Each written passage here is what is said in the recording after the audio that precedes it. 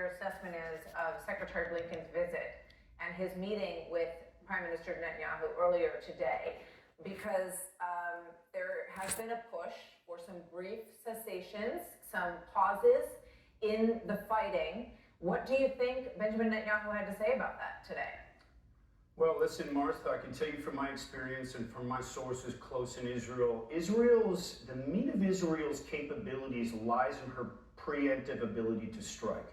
That's what Israel has to do right now. There's a combat rhythm that has been developed. Israel has moved with lightning speed and completely surrounded Gaza cities. The beach is covered.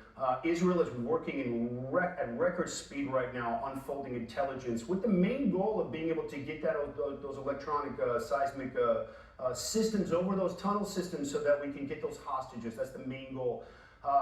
Regarding the ceasefire, it's not going to happen.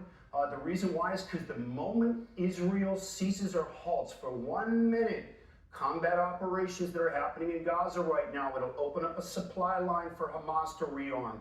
We are suffocating them and choking them by the minute, intelligence being gathered by the seconds, data and media being recorded to be able to document the atrocities, including that ambulance attack, which is more than justified by IDF forces. Any other country would have.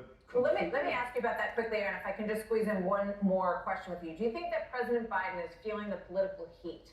Only 33% of Democrats approve of how Israel is responding to the October 7th attack, and they are being urged to strike the right balance between military necessity and proportionality as the world watches what's happening in Gaza. Let me answer this quickly. First, President Biden is getting choked. I think he's outside of his expertise level, number one, and I think he's going to get choked out. Choked out by whom?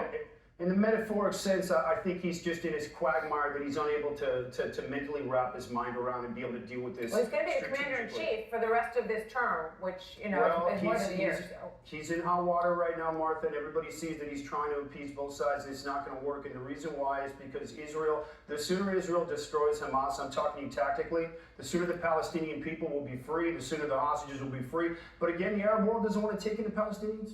They're not stepping up, and they need to. Queen Rania needs to open the gate to Jordan. She needs to convince the king to let him in. El-Sisi needs to open the back door. All those Palestinians can be rescued now. But you know what? Israel will rescue them. That's what we do.